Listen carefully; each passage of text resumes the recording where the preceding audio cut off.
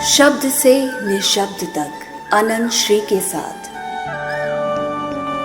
एक मित्र ने पूछा है, सुख और आनंद में क्या अंतर है? ये एक दूसरे के पूरक हैं या विरोधी? कृपया मार्गदर्शन करने की कृपा करें। सुख और आनंद, इन शब्दों का हम ऐसे उपयोग करते हैं जैसे करीब करीब पर्यायवाची, लेकिन ऐसा है नहीं। सुख और आनंद में गुणात्मक अंतर है, क्वालिटेटिव डिफरेंस। आनंद उसका कुछ भी विपरीत नहीं, अर्थात आनंद किसी भी चेतना की स्थिति का विपरीत ध्रुव नहीं है। आनंद एक वो अवस्था है जिसे अध्यात्म में अद्वैत की अवस्था कहते हैं, कि जहां पर दूसरा और कुछ नहीं है। सुख विपरीत ध्रुव का हिस्सा है। सुख और दुख ये दोनों एक साथ चलने वाली घटनाएं। अगर सुख घटता है तो तुम जानते ही हो कि दुख उसके पीछे पीछे आता है, और दुख है तो उसके पीछे पीछे सुख आता है। दोनों स्थायी नहीं होते, दोनों सागर में उठती लहरों की तरह से उठते गिरते रहते। आनंद हमारे चेतना की वो अवस्था है जो सुख दुख की इस सतत परिवर्तनशील व्यवस्था को जान लेती। जब तुम अपने भीतर इतने जागरूक होते हो और बिना किसी संशय के, बिना किसी विरोध के, बिना किसी संघर्ष के, पूरी जागृति के साथ तुम देख लेते हो कि जीवन में सुख और दुख की लहरें उठती हैं और गिरती हैं, इनसे अपना तादात्म्य अलग कर लेते, तब तुम आनंद की अवस्था में होते। आनंद इसीलिए बुखार जैसा नहीं है, सुख बुखार जैसा है। इसीलिए सुख में तुम उत्तप्त भी हो जाते हो, गर्म भी हो जाते हो, हीटअप हो जाते हो। ज्यादा सुख और ज्यादा दुख तुम्हारे भीतर का फीवर बढ़ा देते, फीवरिश हो जाते, उत्तेजित हो जाते। इसीलिए सुख और दुख कदाचित उत्तेजना की अवस्था है। आनंद हमारे भीतर की अनुत्तेजना है, नॉन एक्साइटमेंट। वो शांति की तरह है, जैसे परिपूर्ण शांति। आनंद जिस व्यक्ति के भीतर उतर आया है, आवश्यक नहीं कि वो तुम्हें गीत गाता नृत्य करता मिले। आनंद जिस व्यक्ति के भीतर उतर आया हो, आवश्यक नहीं है कि वो तुम्हें हमेशा हंसता हुआ मिले। कहते हैं संबुद्ध मित्र जीसस हंसे ही नहीं। खैर, मैं समझता हूं यह अतिशयोक्ति रही होगी। ऐसा तो कोई व्यक्ति ही नहीं है जो कभी मुस्कुराता ना हो, हंसता ना हो, और भावों की जो एक श्रृंखला है उससे गुजरता ना हो। यह है कि किसी में बहुत कम है, किसी में अधिक है। तो ये माना जा सकता है कि जीसस के अंदर हंसने या मुस्कुराने की जो शैली है, ढंग है, ये बहुत कम रहा होगा, लेकिन इससे उनके आनंद की अवस्था पर प्रश्न खड़ा नहीं होता, क्योंकि आनंद एक समझ है, एक अंडरस्टैंडिंग है, डीप अंडरस्टैंडिंग है, अल्टीमेट अंडरस्टैंडिंग है, परिपूर्ण समझ है। जीवन की परिपूर्ण समझ के साथ आनंद आता है। तो आनंद को ऐसे कभी ना देखें कि आनंद है तो तुम बहुत ही उत्तेजना की किसी भी अवस्था में होगे। आनंद जब होता है तो बहुत शांत, जैसे सब लहरें शांत हो गई। कभी तुम सागर की ऐसी कल्पना करो जहां पर अब लहरें नहीं उठ रही हैं, सब ठहर गया है, शांत हो गया है। वो आनंद की अवस्था है। आनंदित व्यक्ति के जीवन में ऐसा नहीं है कि सुख और दुख नहीं आते हैं। जिस प्रकार के सुख और दुख तुम समझते हो, वैसे आनंद से भरे हुए व्यक्ति के जीवन में भी आते हैं, लेकिन अब वो उनसे अपना बहुत तादात्म्य नहीं जोड़ता। वो आते हैं, वो उन्हें देखता है और वो गुजर जाता है। जैसे आसमान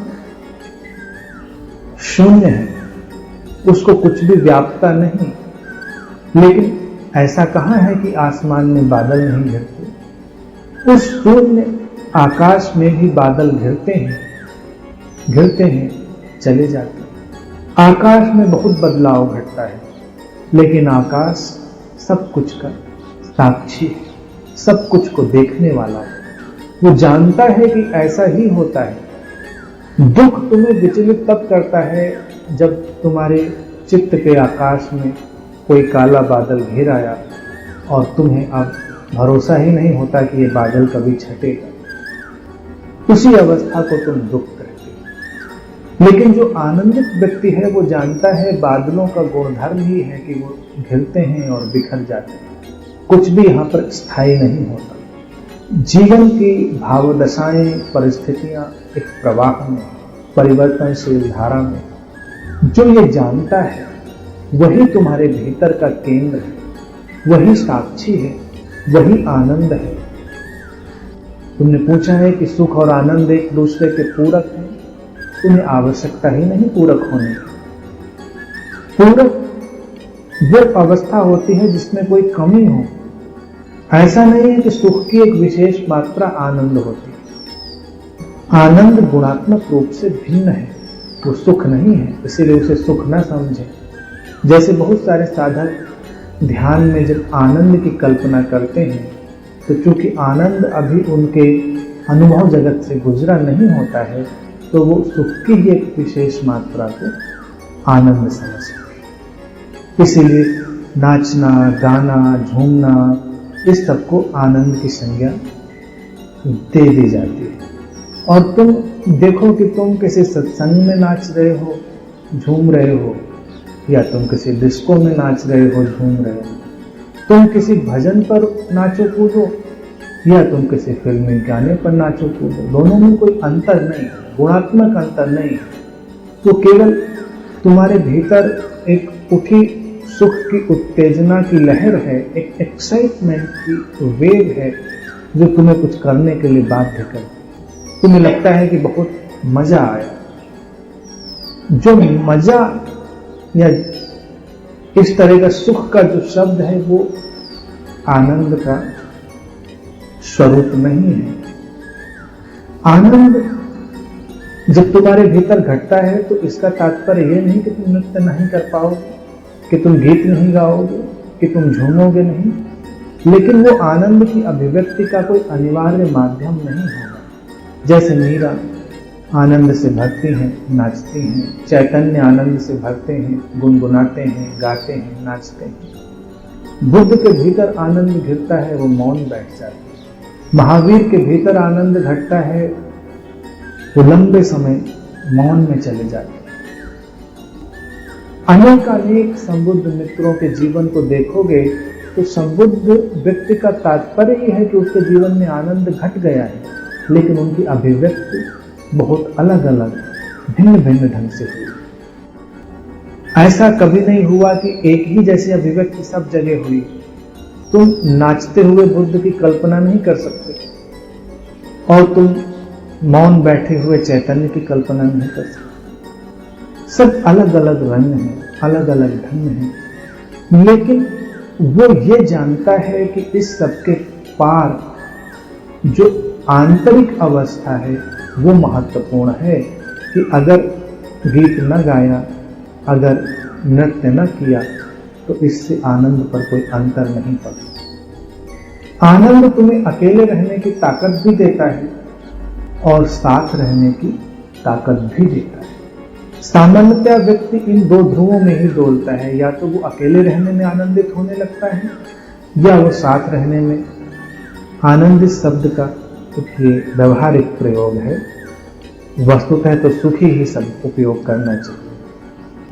जो ध्यान साधना में रुचि लेने लगते हैं वो थोड़े अकेले होने लगते हैं, उनको लगता है कि अकेले में बड़ा अच्छा लगता है। और जो अभी ध्यान साधना के स्वाद से नहीं गुजरे हैं उनको अकेले से भय लगता है और उनको लगता है हमेशा कोई ना कोई साथ हो, तो साथ होकर अच्छा लगता है। लेकिन जो साधक थोड़ा गहराई में प्रवेश करता है वो पाता है दोनों स्थितियां मायने नहीं रखती। तुम अकेले भी उतने ही शांत और अपने भीतर संतुष्ट हो सकते हो और तुम दूसरे के साथ भी उतने ही शांत और संतुष्ट हो सकते हो। तुम अविचलित हो, तुम विचलित नहीं हो। आनंद अविचलित अवस्था है। जैसे किसी को प्रकृति में आनंद आता है तो उसको अगर कंक्रीट के घरों में रहना पड़ जाए तो बहुत बेचैन हो जाता है, और कोई कंक्रीट के घरों में ही रहने में सुकून पाता है तो वो खुले आसमान के नीचे बेचैन हो जाता है। दोनों स्थितियां भटकाने वाली हैं और मन को सुख और दुख की तरंगों में डालने वाली हैं। साधक वो है जो जहां है, जैसा है, वहां शांत, कोई अंतर नहीं पड़ता। जब वो प्रकृति में है तो प्रकृति का सानिध्य अनुभव करता है, उसमें डूबता है। जब वो कंक्रीट की दीवारों के बीच है तो अपने भीतर डूबता है, उन तरंगों का आनंद लेता है। उसको कोई भी बाधा नहीं। आनंद अकारण है, उसका कोई कारण नहीं। वो तुम्हारे भीतर की समझ है। समझ कोई कारण पर आधारित नहीं होती। समझ है तो है, नहीं है तो नहीं है। सुख और दुख सकारण होते हैं, वो किसी न किसी कारण पर आधारित होते हैं। कोई कारण है तो तुम सुखी हो या दुखी हो, वो कारण नहीं है तो तुम सुखी या दुखी नहीं हो। क्योंकि आनंद एक अनुभवगत, समझगत स्थिति है, तो ये किसी कारण पर आधारित नहीं है। तुमने जीवन को देख लिया, ऐसा ही। अब जैसे कल ही देखो, ऐसा प्रश्न है और संयोग की बात है कि कल ही हमने संबुद्ध में जी कृष्णमूर्ति के जन्मदिन पर संन्यास दीक्षा का आयोजन किया। जी कृष्णमूर्ति को मास्टर ऑफ डिसइल्यूजन कहते हैं। डिसइल्यूजन्स, जैसे जो मैजिशियन होते हैं उनको मास्टर ऑफ इल्यूजन्स कहते हैं। कृष्णमूर्ति जी ऐसे व्यक्ति रहे जो सारे इल्यूजन्स को, सारे भ्रमों को तोड़ देते, और सारे भ्रमों को जब तुम टूटता हुआ देख लेते हो, समझ लेते हो जीवन ऐसा है, ऐसा है, तो एक विशेष किस्म की चेतना तुम्हारे भीतर अवतरित होती है जो बड़े ठहराव की होती है। प्रायः लोग समझते हैं कि जो आध्यात्मिक व्यक्ति है तो बड़ा सुखी व्यक्ति होता है। आध्यात्मिक व्यक्ति सुखी नहीं होता, वो आनंदित होता है। और उसके प्रति तुम धारणा बना भी नहीं सकते, क्योंकि सुख की तुम्हारी एक धारणा है और आनंद धारणा रहित है। तुम उसकी परिकल्पना भी नहीं कर सकते, इसीलिए चूक हो जाती है लोगों से। वो समझ नहीं पाते कि सचमुच में भीतर क्या चल रहा है। जीवन ऐसा ही है।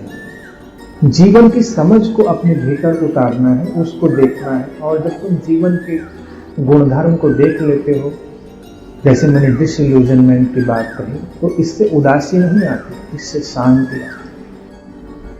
ऐसा ही जीवन है, इसको देख लेना तुम्हें बहुत गहरे से शांत, तुम्हारे भीतर एक जागृति पैदा होती, उसी को संबोधि कहते हैं।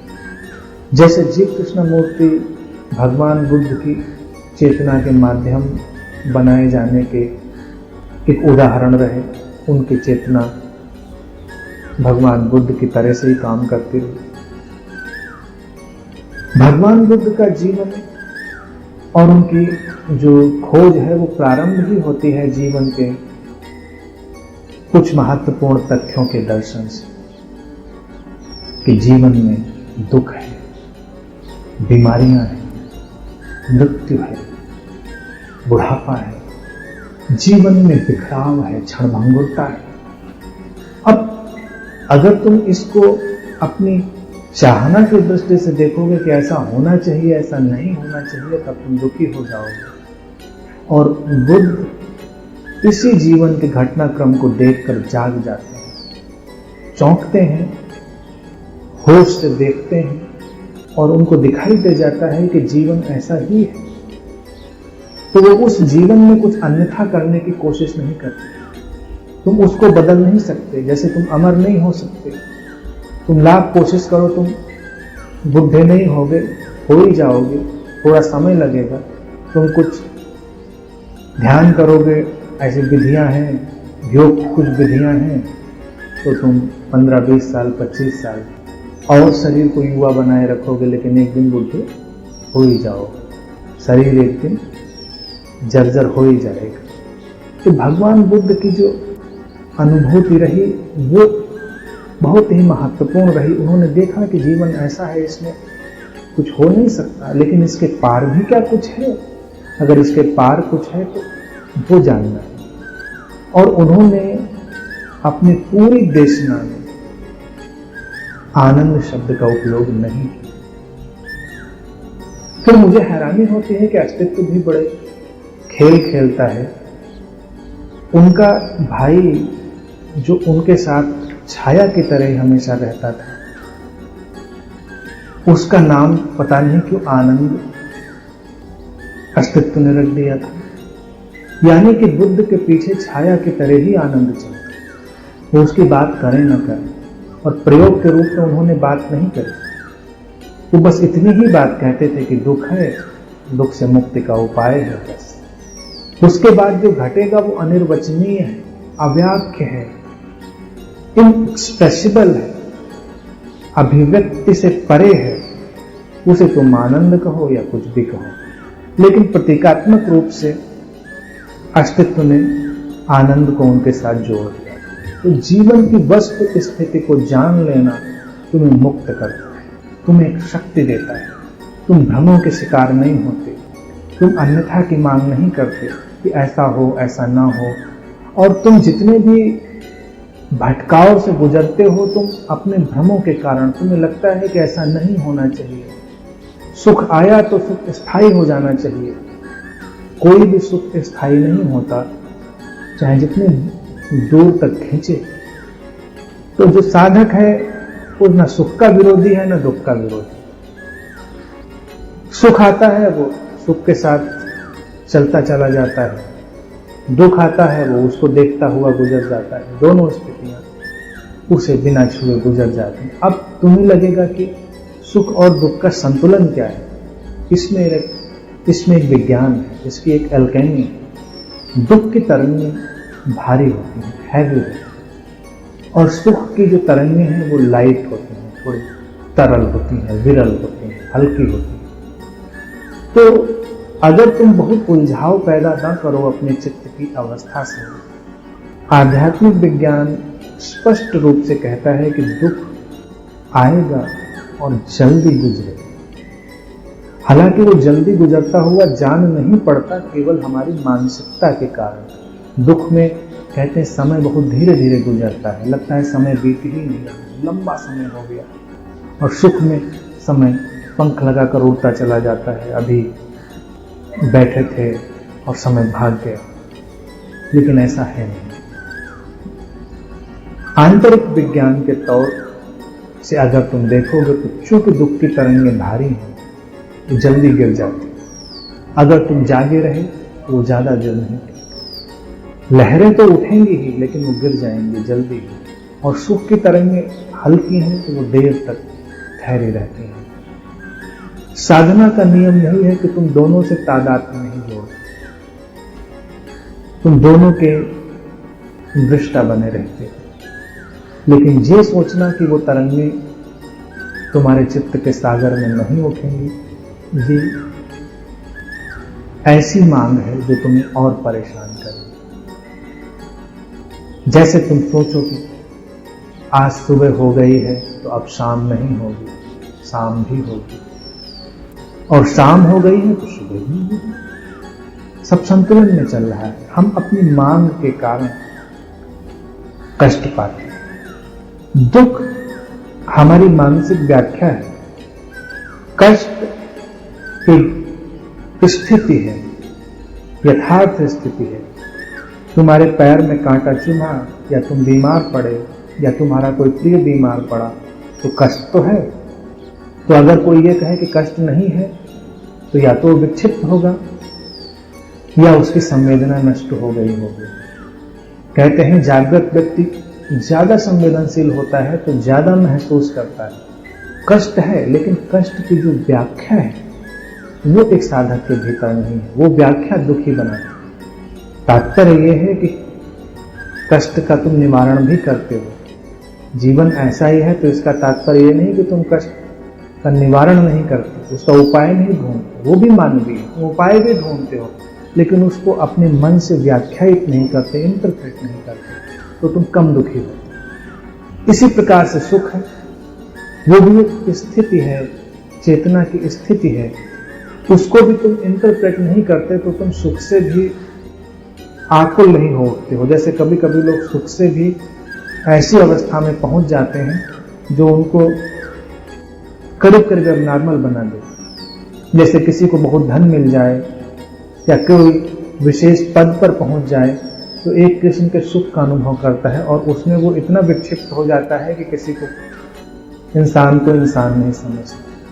वो अपने मानवीय मूल्य और गुण भूलने लगता है। लेकिन अगर जागरूक है तो वो सुख को भी यथार्थ रूप से देख सकता है। अब जैसे एयर कंडीशनर चल रहा है, तो सुख की एक अवस्था है, लेकिन इस पर तुम बहुत ही अतिरेक में भी जा सकते हो और तुम सामान्य भी रह सकते हो कि सामान्य अवस्था है, ठीक है, इसमें इतना एबनॉर्मल होने की आवश्यकता नहीं है।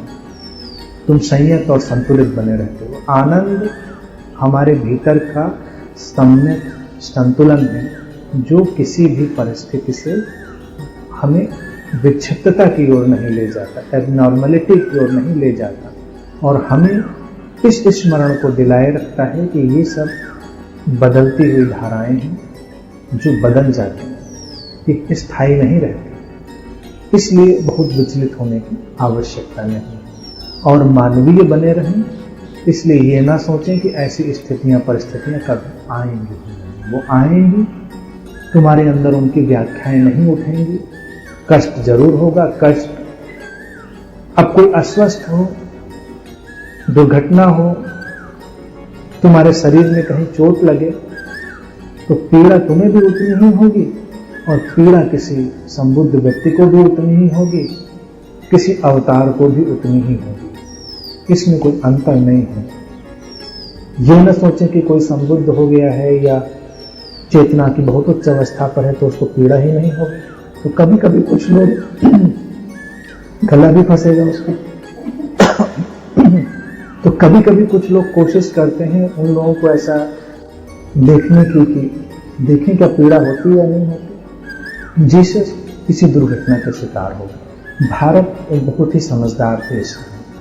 यहाँ पर क्योंकि संबुद्ध मित्रों की, संतों की एक बहुत बड़ी श्रृंखला रही, तो भारत में इतने लोग देखे कि यहाँ लोग आम तौर से समझते हैं। एक व्यक्ति जो अध्यात्म के बारे में कुछ भी नहीं जानता, भारत में वो भी काफी कुछ समझता है। उसको एक एहसास है कि हाँ ऐसा हो सकता है, इसीलिए वो बहुत ज्यादा उन चीजों के संघर्ष में नहीं होता। इसीलिए यहाँ पर बहुत सारे संबुद्ध मित्र हुए और जीसस जैसा या मंसूर जैसा हाल किसी का नहीं हुआ। जो एकाध घटनाएं तुम्हें मिलती हैं वो कुछ प्रतीकात्मक हैं और कुछ प्रयोगात्मक हैं, कुछ अस्तित्वगत हैं। जीसस ने वहां जाकर ऐसी भाषा उपयोग कर दी जिस भाषा को यहाँ हर संत बोलता है। यहाँ सुनने वाले को कभी आश्चर्य नहीं होता कि मैं परमात्मा का पुत्र हूँ। यहाँ तो यही हम बोलते हैं, मैं परमात्मा ही हूँ, अहम ब्रह्मास्मि। किसी को कोई चौंकाने वाली बात नहीं लगती, क्योंकि हमारे यहाँ सारे संबुद्ध यही कहते चले आए कि तुम सोए हुए परमात्मा ही हो। सभी परमात्मा है, कोई जानता है कोई नहीं जानता है, बस इतना अंतर है। तो यहाँ ये बात विचलित करने वाली नहीं। जीसस ने ऐसे जगह पर ये बात जाके बोली, भारत से सीख कर गए थे ये शब्दावली, और वहां जाकर उन्होंने ये बात बोल दी कि मैं परमात्मा का पुत्र हूँ। तो उन लोगों को इससे जो चोट लगी वो यही लगी कि अच्छा परमात्मा के पुत्र हो तो देखते हैं तुम्हें क्या होता है। बस इस बात के लिए, जैसे तुम बहुत सारे धार्मिक ग्रंथों का भी पारायण करोगे तो उसमें परमात्मा के अजीबोगरीब गुण बताए जाएंगे। वो अस्तित्व के गुण, शरीर में उस अनुभूति के गुण अलग होते हैं। तो जीसस को सलीब पर महज इसलिए लटका दिया गया कि देखें अगर तुम परमात्मा के पुत्र हो तो तुम बचते हो कि नहीं बचते हो, तुम्हें पीड़ा होती है कि नहीं होती है, तुम्हें कष्ट होता है कि नहीं होता है। देखें कि चमत्कार होता है कि नहीं होता है। नहीं होता है तो सारी बातें गलत हैं। हो गई, तुम्हारे कील ठोंकी मैंने, कांटे का मुकुट पहनाया और कष्ट नहीं हुआ, पीड़ा नहीं हुई, खून नहीं निकला, तो तुम परमात्मा के पुत्र। ये देखने के लिए ये वहां के अज्ञानी लोग। और जीसस को भी पीड़ा हुई, सलीब पर वो भी रोए, कराहे, चीखे, सब कुछ हो। भगवत्ता उनकी उस क्षण आई जब वो उन सबको क्षमा कर दे। ये अकल्पनीय था। उस समाज के लिए भी अकल्पनीय था कि जो तुम्हें कष्ट दे रहा हो उसे तुम क्षमा कर सको। यही बुद्धत्व का परिचायक था। लेकिन कष्ट होता है, पीड़ा होती है, ये सब होता है। तो इसको हमेशा ऐसे ही जाने, लेकिन उसकी व्याख्या वो तुम्हें दुखी बनाती है। व्याख्या से बचना है। साधक हमेशा उसके इंटरप्रिटेशन से बचता है कि मुझे ऐसा क्यों हो रहा है, मेरे साथ ऐसा क्यों हो रहा है। और दूसरा इसका जो रहस्य है वो ये है कि जब तुम व्याख्या से बचते हो तो चीजें बड़ी छोटी छोटी हो जाती हैं, ज्यादा बड़ी नहीं है, कम हो जाती है। तुम्हारे दुख के पल कम हो जाते हैं, व्याख्याएं उनको लंबा कर देती हैं। तो बस जीवन में जब भी कभी कोई लहर उठे, विपरीत परिस्थिति दिखाई दे, तो उसको देखें कि ऐसा ही, दिस इज इट, ऐसा ही है। और तब तुम आनंद की स्थिति को अनुभव करोगे जो शांति की तरह, अनुत्तेजित, शांत। तुम बस देख रहे हो, फिर वो चीजें गुजर जाती हैं। तो आनंद एक ऐसी अवस्था है जिस पर धीरे धीरे तुम अपनी समझ के साथ पहुंचते हो। उस समझ का ही एक उच्चतर सोपान है, समझ की ही एक उच्च अवस्था है। तो बिना समझ के आनंद कभी नहीं होता। समझ और आनंद एक साथ होते हैं, यानी अंडरस्टैंडिंग एंड ब्लिस साइमल्टेनियस। समझ। एक अन्य मित्र ने पूछा है, क्या परिस्थितियों को ज्यों का त्यों अपना लेना हमेशा संतुलन की ही निशानी है? क्या ये निराशा को बढ़ावा नहीं देता? ये किसने बताया कि परिस्थितियों को ज्यों का त्यों अपना लेना चाहिए और परिस्थितियों को ज्यों का त्यों अपना लेने से संतुलन आ जाता है? परिस्थितियां बदली जा सकती हैं, उन्हें रूपांतरित किया जा सकता है। स्वीकार एक आंतरिक दशा है, लेकिन परिस्थितियों को ज्यों का त्यों स्वीकार कर लेना तुम्हें निराश तो बनाएगा ही। तुम निराशा से फिर कैसे बचोगे? क्योंकि कोई भी निम्नतर परिस्थितियों में रहना नहीं चाहता। मनुष्य का स्वभाव ही है कि उच्चतर परिस्थितियों की ओर बढ़ना, जीवन की श्रेष्ठतर स्थितियों की ओर विकसित होना, ये मनुष्य का स्वभाव ही है। कोशिश करनी है कि तुम जैसी परिस्थिति में हो पहले उसे जाग कर देखो। स्वीकार एक आंतरिक दशा है। स्वीकार का तात्पर्य यह होता है कि तुम अब जिस परिस्थिति में खड़े हो उससे संघर्ष नहीं कर रहे हो, लेकिन उसे रूपांतरित करने के लिए तैयार हो। जब हम परिस्थितियों से संघर्ष करने लगते हैं तो उनसे मुक्त नहीं हो पाते, उन्हें रूपांतरित भी नहीं कर पाते। तुम जहां खड़े हो पहले उस स्थिति को स्वीकार करना ही पड़ता है, वहीं से आगे चलना होता है। ये जीवन का नियम है। तो इसलिए उस स्थिति से संघर्ष करना एक मूर्खता है। परिस्थितियों को केवल देखना है। तुम कैसी भी विषम परिस्थिति में हो सकते हो, लेकिन अगर तुम शांत होकर उस परिस्थिति को देखोगे तो तुम्हें उसके ऊपर उठने के, उसे रूपांतरित करने के उपाय भी दिखाई दे जाएंगे और अस्तित्व भी सहयोग करेगा। किसी भी परिस्थिति में जो आंतरिक स्वीकार की स्थिति है उसे मैं 3C फार्मूले की तरह से कहता हूं, काम, कूल एंड कलेक्टेड। रिमेनिंग काम, कूल एंड कलेक्टेड। शांत रहना, स्थिर रहना और अंदर जागा हुआ रहना तुम्हें परिस्थिति से बाहर ले जाता है। संघर्ष तुम्हें बेचैनी और अफरा तफरी की स्थिति देता है। तुम इधर उधर भागना शुरू कर देते हो, तुम रोना शुरू कर देते हो, तुम उदास होना शुरू कर देते हो, तुम अवसाद की स्थितियों से घिरने लगते हो। क्योंकि स्वीकार तुम कैसे कर सकते हो? जो परिस्थिति तुम्हें नहीं चाहिए तो तुम इसे केवल ओढ़ते हो, तुम्हें लगता है कि अब कोई चारा ही नहीं है तो स्वीकार करते हो, वो तुम्हें परेशान करता। अभी एक घटना हुई थी कुछ समय पहले, एक हवाई जहाज, उसके इंजन खराब हो गए थे तो पायलट ने उसे समुद्र में उतार दिया था और करीब 300-400 लोग थे, तो सारे के सारे सकुशल सुरक्षित वापस आ गए। उसने जब समुद्र में हवाई जहाज उतारा तो बहुत आराम से सारे यात्री निकलकर उसके डैनों के ऊपर आ गए, सूचना हो गई, सहायता आ गई और सब वहाँ से निकाल लिया। और उसमें कहते हैं कि जो पायलट था और जो उस प्लेन का क्रू था, उन्होंने इतने संयत ढंग से, इतनी समझदारी से काम लिया। और जो यात्री थे उस जहाज के, आप ये भी देखिए वो ऊर्जा भी कितनी विचित्र और अच्छी रही होगी, वो भी संयत और शांत रही। तो कोई अफरा तफरी नहीं, सब बहुत समझदारी से क्या कब कैसे करना है इसके लिए तैयार रहे। और जैसे जैसे पायलट ने निर्देश दिया वैसे वैसे उन्होंने किया और सब बचे।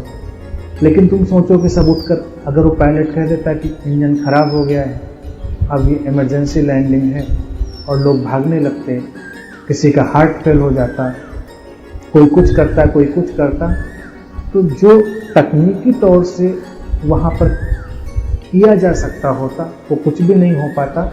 और प्लेन भले ही समुद्र में उतर जाता, कई लोग समुद्र के पानी में डूब कर मर जाते, कुछ कूद जाते, कुछ बचने के लिए कुछ भी करते, दुर्घटना बढ़ जाती। तो जीवन की परिस्थितियां जब भी हो, कैसे भी विपरीत हो, विषम हो, तो एक ऐसे ही पायलट की तरह से अपने आप को देखना चाहिए कि इमरजेंसी लैंडिंग करनी है, लेकिन अफरा तफरी में नहीं, वो बहुत ही संयत मस्तिष्क से, बहुत ही कलेक्टेड माइंड से, बहुत ही जागरूकता से। खतरा जरूर है, लेकिन अगर तुम अफरा तफरी करते हो, तुम डिप्रेशन में जाते हो, तुम रोने चीखने लगते हो, तो उससे भी तो कुछ होने वाला नहीं है। फिर कोई रास्ता खुलता है, कोई परिस्थिति आती है।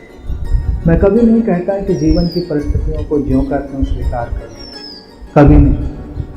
मेरी देशना यही है कि उच्चतर से उच्चतर स्थितियों की ओर बढ़ो, श्रेष्ठतर से श्रेष्ठतर स्थितियों की ओर बढ़ो, अपनी सब सीमाओं को तोड़ो। तुम जितनी सीमाएं तोड़ सको, जीवन असीम है, सीमाओं में रहने के लिए तुम बाध्य नहीं हो, लेकिन बस परिस्थितियों से संघर्ष नहीं, परिस्थितियों की निंदा नहीं। क्योंकि तुम जब अपनी जीवन की निम्नतम स्थितियों की निंदा करते हो, उनका रोना रोते हो, तो तुम लगातार उन पर ही फोकस्ड हो, तुम उन पर ही अपनी चेतना को बिखराए हुए हो, तुम किसी नए मार्ग की ओर अपनी चेतना को जाने नहीं दे रहे। अभी ऐसा ही है तो तुम अभी उतना काम करते हो, उन परिस्थितियों को अपनी जगह पड़ा रहने देते हो, उनके बारे में ज्यादा बात भी नहीं करते। तुम उन दिशाओं की ओर, जो दिशाएं तुम्हें नहीं भी दिखाई दे रही हो, अपनी चेतना को दौड़ने देते हो कि कहीं तो कोई रास्ता होगा, कहीं तो कोई मार्ग होगा, भले कोई मार्ग नजर ना आ रहा हो। तुम किसी ऐसे जंगल में खो गए हो जहां तुम्हें कोई मार्ग न सूझ रहा हो, तो तुम क्या करोगे? तुम कुछ भी नहीं कर सकते हो, तो कम से कम इतनी आशा तो कर सकते हो कि कोई ना कोई मार्ग तो होगा। जब कुछ नहीं कर सकते हो तो इतनी आशा के साथ तो बैठ सकते हो। ये तो मुझे लगता है कि सामान्य विवेक की बात है, क्योंकि जब कुछ किया ही नहीं जा सकता तो तुम्हारे रोने चीखने से, डिप्रेस होने से, उदासी और अवसाद में जाने से भी कुछ होने वाला नहीं है। और हो सकता है तुम्हारी आंखें इतनी धुंधली हो जाएं इन भावनाओं से कि तुम सामने को देख ही ना पाओ।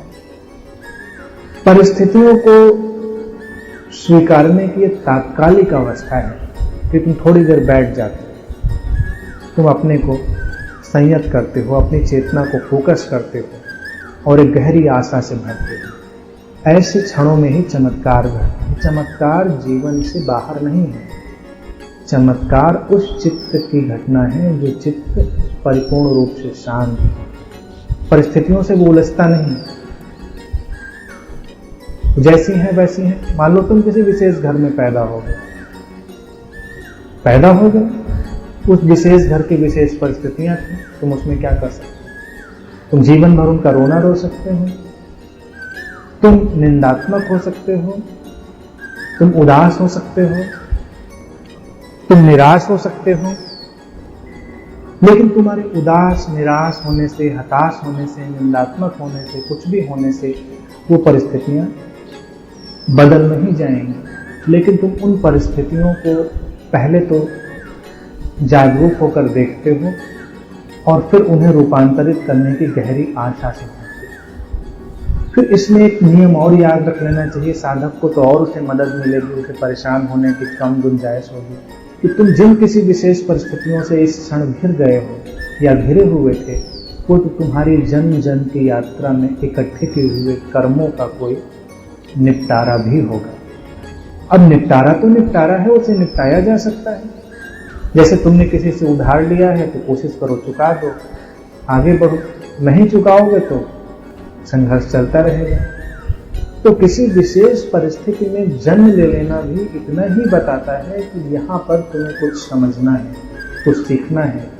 इन परिस्थितियों से तुम्हें कोई जागृति लानी है। जैसे ही तुम उस बिंदु को पकड़ पाते हो, परिस्थितियां डिस्पर्स हो जाती हैं, बिखर जाती हैं। वही परिस्थितियां नए किसी ढांचे को अपनाने लगती हैं। वही लोग जो अभी तुम्हारे आसपास होते हैं, उनके अंदर कुछ मूलभूत रूपांतरण घट जाते हैं। मौलिक रूप से कहते हैं कि जब कोई व्यक्ति जन्म लेता है तो उसके जन्म का एक ही उद्देश्य है कि यहाँ तुम्हें कुछ सीखना है। ये एक पाठशाला की तरह है। यहाँ जब कोई चेतना आती है तो उसको कुछ सीखना है और अपने अतीत जन्मों के कर्मों का कुछ निपटारा करना है। ये दो बिंदु। तो एक साधक को इन दोनों बिंदुओं को स्मरण रखना चाहिए। ये निराश नहीं बनाती बात, ये तुम्हें हताश भी नहीं बनाती। ठीक है, इसीलिए सबकी अलग अलग परिस्थितियां हैं और कभी कभी तुम बहुत अच्छी परिस्थितियों में जन्म लिए हो, अचानक काल चक्र घूमता है और तुम किसी विशेष परिस्थिति के बीच में अपने खड़ा पाते हो, तो वो तुम्हारी नई पाठशाला है। एक पाठशाला से बाहर हो जाने का एक ही ढंग है कि तुम अच्छे से अध्ययन करो, उत्तीर्ण हो जाओ और आगे चले जाओ। जैसे 1 साल का अगर कोर्स है तो तुम ठीक से अध्ययन करते हो तो 1 साल में ही पाठशाला छोड़कर चले जाते हो। तुम ठीक से अध्ययन न करो तो वही 5 साल भी पढ़ सकते हो। फेल होते चले जाओ तो तुम 10 साल भी पढ़ सकते हो। जीवन ऐसी पाठशाला है जहां पर कोई तय समय नहीं है कि ये साल भर का कोर्स है, ये 6 महीने का कोर्स है, ये 2 साल का कोर्स है। यही इसकी उलझाव की स्थिति है। यहाँ पर कुछ ऐसी अवस्था है कि 10 साल के कोर्स भी 10 मिनट में निपट सकते हैं और 10 मिनट के कोर्स भी 10 साल ले सकते हैं अगर हम ना समझें तो। समझ की तीव्रता एकदम से तुम्हारे लिए नई परिस्थितियां गढ़ देती है। अचानक तुम किसी नए तल पर पहुंच जाते हो, नई ऊर्जा सक्रिय हो जाती है और इतनी बात से तो कोई भी व्यक्ति सहमत हो जाएगा कि जीवन की परिस्थितियों में रूपांतरण लाने वाली जो ऊर्जा है वो अंडरस्टैंडिंग ही है, वो समझ ही है। चाहे वो तुम्हारा कार्य क्षेत्र हो, उसमें भी वही काम करती है और जीवन में तो नितांत रूप से। तो अगर तुम इस समझ को लाने में देर करोगे तो परिस्थितियां बदलने में देर होगी और जितनी जल्दी लाओगे उतनी जल्दी परिस्थितियां भी बदलेंगी। बस थोड़ा धैर्य रखें, बेचैन ना हो। जब तक प्लेन लैंड न करे तब तक खिड़की तोड़ के कूद ना जाए। उसको लैंड होने में आराम से, फिर धीरे से बाहर जाओ, फिर सहायता भी आएगी तो तुम उससे निकाल भी लिए जाओगे। आमतौर से हम इतने बेचैन होते हैं कि बीच में ही खिड़की तोड़ के कूद जाते हैं। उससे बचें और परिस्थितियों को तो बदलना है ही। तुम सुंदर हो तो और सुंदर हो जाओ, आज कम धनी हो तो और धनी हो जाओ। अध्यात्म का श्रेष्ठता से ही संबंध है, वो तुम्हें एक शिखर पर खींच रहा है। तो तुम शिखर की ओर बढ़ते जाओ और शिखर पर जाना एक स्किल है, एक आर्ट है। तो ये नहीं सोचना चाहिए कि शिखर पर जाने के लिए कोई स्किल भी नहीं चाहिए, कोई आर्ट ही नहीं चाहिए। कुछ आर्ट, कुछ स्किल तो चाहिए ही, उसको पैदा करने की कोशिश करो, फिर सब बदलता है। उनसे संघर्ष मत करो, बस देशना इतनी ही है इसमें कि जहां खड़े हो उस स्थिति से अपना मानसिक तादाद में मत करो और तुम उससे मुक्त होने लगो। इसको भारतीय दर्शन हमेशा से कमल और कीचड़ के उदाहरण की तरह कहते। कीचड़ में कमल खिला है, इसीलिए कमल का प्रतीक यहाँ पर चुन लिया गया। उसका इतना ही अर्थ था कि जीवन में दो दृष्टियां हो सकती हैं कि कीचड़ के बीच खिलते हुए कमल पर हम फोकस करेंगे या कमल के आसपास फैले हुए कीचड़ पर फोकस करेंगे, और दोनों फोकस की चीजें हमारे जीवन को बदलेंगे।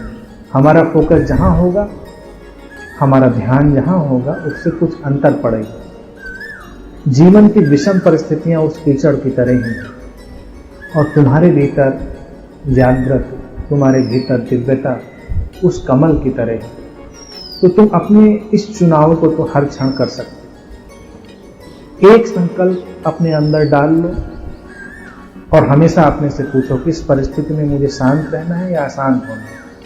परिस्थिति तुम्हें अशांत कर रही है, थोड़ी देर रुक जाओ, आंख बंद करो और अपने से पूछो कि मुझे इस परिस्थिति में शांत रहना है या अशांत रहना है। सीधा तर्क है, अशांत रहने से कुछ होने वाला नहीं, तो मुझे इस परिस्थिति में शांत ही रहना है। तो तुम अपनी चेतना को कह सकते हो कि मुझे शांत रहने में मदद मिले, मैं शांत रहना चाहता हूं। फिर तुम देखोगे उस परिस्थिति में तुम शांत हो रहे। तो अपने आप से हमेशा ये प्रश्न पूछो कि इस परिस्थिति में मैं कैसा होना चाहता हूं। कई बार कंडीशनिंग ऐसी है कि तुम्हें लगता है कि अभी अशांति को तो खींचना चाहिए।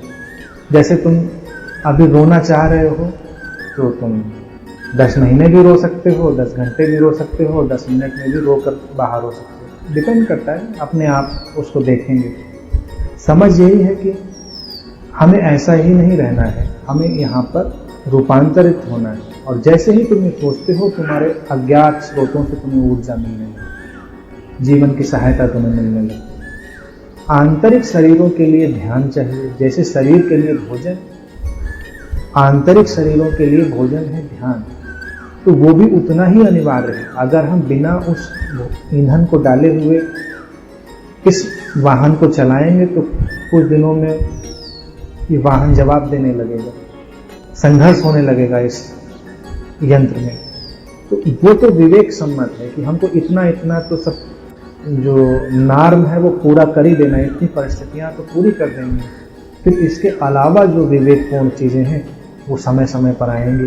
तो शरीर के लिए नियमित आहार, शरीर का रखरखाव, उससे प्रेम, आंतरिक शरीरों के लिए नियमित ध्यान और सम्यक विचार, जो रूपांतरित करने वाले विचार हैं उनका भी निरंतर भीतर डालना, वो आंतरिक भोजन, मानसिक भोजन।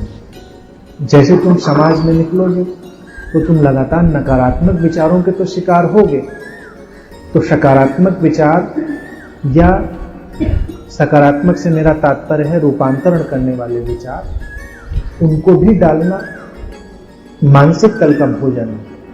वो काम भी करना पड़ेगा हमको। तो सारी तरह से जब हमने अपने वाहन को तैयार कर रखा होगा तो परिस्थिति आएगी तो उसमें वो अच्छी परफॉर्मेंस करेगा, वो ठीक से वहां पर काम करेगा। जैसे तुमने कुछ विचार, सत्संग का देखिए महत्व क्या है। तुम अगर मुझे सुन रहे हो तो इसका महत्व इतना ही है, अब सुन के बुद्धत्व तो नहीं घटता, ये तय बात है। सुनने से इतना होता है कि तुम्हारे अंदर नए नए विचार जा रहे हैं, तुम्हारे अंदर बहुत सारे विचारों का समावेश हो रहा है, एक मानसिक भोजन तुम्हें मिल रहा है। और किसी विशेष परिस्थिति में अचानक कोई विचार तुम्हारे अंदर से निकलकर तुम्हारा मार्गदर्शन कर देता है। तुम्हारे भीतर वो होना चाहिए, वो इनपुट है अगर, तो कभी भी वो निकलकर बाहर आ जाएगा। लेकिन अगर हमने वो अपने भीतर इनपुट डाला ही नहीं है तो कभी परिस्थिति होती है और हम बस खड़े रह जाते हैं, हमें समझ में नहीं आता हम क्या करें। इसलिए अपनी तैयारी तो पूरी करनी है। ध्यान उसका एक अनिवार्य हिस्सा है। और ध्यान भी जाहिर सी बात है भावना और समझ का नाम है। ध्यान भी सर्कस का नाम नहीं है कि कोई 4 घंटे 8 घंटे किसी विशेष मुद्रा में बैठा रहेगा, कोई विशेष क्रिया करेगा तो ध्यान कर रहा होगा। ध्यान भी भावना और समझ है। तो जो भावना और समझ के साथ थोड़ी देर भी बैठता होगा उसको ऊर्जा मिल जाएगी। इन सारी चीज़ों को विवेक पूर्वक लेकर चलना है। हाँ बिल्कुल, काम कूल कलेक्टेड, ये व्यवहारिक तल पर। संबंधों में 3C मेरी है, केयर, कंसर्न एंड कंपैशन। जीवन में आप व्यवहार कर रहे हैं तो केयर, कंसर्न और कंपैशन। और जो इनर एटीट्यूड है वो काम कूल कलेक्टेड। कंपोज में इसलिए नहीं बोलता हूँ क्योंकि कंपोज से थोड़ा सेडेटिव का एहसास होता है। जैसे कंपोज की गोली आती है तो भाषा का जो भी उपयोग है, कंपोज चलता है अच्छा है। कलेक्टेड कॉन्शियसनेस दे, कलेक्टेड मीन्स आपकी सारी बिखरी हुई ऊर्जा एक जगह इकट्ठी हो गई, कलेक्टेड। तो वो ज़्यादा आध्यात्मिक शब्द। कंपोज जो है वो दिखावटी भी है, जैसे कि परिस्थिति खराब है और हम दिखावटी तौर से शांत बन के खड़े हैं, कंपोज नज़र आ रहे हैं। वो जैसे परसोना है, वो परसोना है, एक मुखौटा है। कलेक्टेड ये है कि वो अंदर चल रहा है, बाहर तो किसी को दिखाई ही नहीं दे रहा क्या चल रहा है। बाहर हो सकता है तुम चीख रहे हो, रो रहे हो, कुछ भी कर रहे हो, लेकिन अगर तुम साधक हो तो अंदर तुम्हारे अचानक एक कलेक्टिविटी स्टार्ट हो गई और जिस क्षण वो कलेक्टिविटी पूरी हुई तुम रूपांतरित हो जाओ। अक्सर ऐसा होता है, साधकों के जीवन में ऐसा ही होता है कि बाहर व्यक्ति को लगता है अरे ये तो विचलित है, ये तो परेशान है, व्यथित है, लेकिन वो देख रहे हैं और अंदर उसके क्या चल रहा है साधक के ये सामने वाले को नहीं दिख रहा है। और अचानक एक क्षण में साधक उससे बाहर हो जाता है। आम व्यक्ति उसके अंदर कुछ भी नहीं चल रहा है, उसको जो कुछ चल रहा है सब बाहर चल रहा है, या वो दिखावटीपन की कोशिश कर रहा है तो कभी बाहर नहीं होता। तो 10 साल बाद भी उसको मिलोगे वो कंपोज तो जरूर होगा, बाहर कभी नहीं होगा। साधक के अंदर चल रहा है, उसकी बिखरी हुई ऊर्जाएं, बिखरे हुए सब जो विचार हैं सब कलेक्ट हो रहे हैं, संगठित हो रहे हैं, और जैसे ही संगठित होते हैं रूपांतरण। इसीलिए मैंने इसमें शब्द चुना है कलेक्टेड। यहाँ पर जो रूपांतरणकारी विचार, रूपांतरणकारी विचार और ऊर्जा का कलेक्शन, नॉट ओनली थॉट। कई बार कोई थॉट नहीं चल रहा है लेकिन अंदर सजगता की ऊर्जा दौड़ रही है, वो कलेक्टिविटी ला रही है। तो जैसे वो कलेक्टिविटी लाती है हमारे अंदर इंटेग्रिटी आती है, हम रूपांतरित हो जाते हैं। विचार सबसे बाहरी तल है, उसकी उतनी फिक्र नहीं करते हैं हम। जिस चीज़ की फिक्र करते हैं वो भीतर की ऊर्जा है, अवेयरनेस है, वो इम्पॉर्टेंट है। और वो जब आ जाती है तो फिर विचार वगैरह सब व्यवस्थित हो जाते हैं। विचार से भी आती, विचार सबसे बाहरी तल है, इसलिए उसकी बहुत चिंता नहीं करें। अगर किसी के पास विचार कम है या ज़्यादा है तो उसकी चिंता छोड़ दें, क्योंकि इस संघर्ष में बहुत लोग पड़ जाएंगे, क्योंकि बहुत लोग उतने विचारवान नहीं हैं। तो उनको लगेगा मेरे पास तो कम विचार हैं। कुछ लोगों के पास बहुत विचार हैं, कुछ लोग बहुत नकारात्मक हो सकते हैं और उनका इंटेलेक्ट एक्टिव है, तो इतने विचार वो तुम्हारे सामने रख देंगे जितनी तुम कल्पना भी नहीं करोगे। लेकिन जरूरी नहीं वो अपने अंदर सजगता और ऊर्जा के तल पर कलेक्टेड हो। साधक के लिए जरूरी है कि वो सजगता और ऊर्जा के तल पर कलेक्टेड हो, बाकी बातों की फिक्र नहीं करता। उसके पास कोई भी विचार नहीं है और वो अंदर से कलेक्टेड है। वो एक फीलिंग है, ऐसे लगता है कि सब कुछ इकट्ठा होकर भीतर ठहर गया। वो एक भावदशा है और उस भावदशा से विस्फोट हो जाता है, क्रांति होता है।